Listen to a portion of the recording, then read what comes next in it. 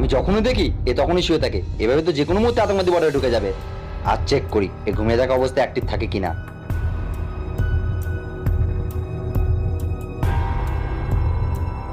আরে আরে ভাই, আমি শিবা। বাপরে, খুব বাঁচা বেঁচে গেছি, না হলে এ আজ আমাকে প্রাণেই মেরে দিত। এই ফৌজি তো শুয়ে আছে, এখানে বোম লাগিয়ে দেবো আর কেউ টেরও পাবে না।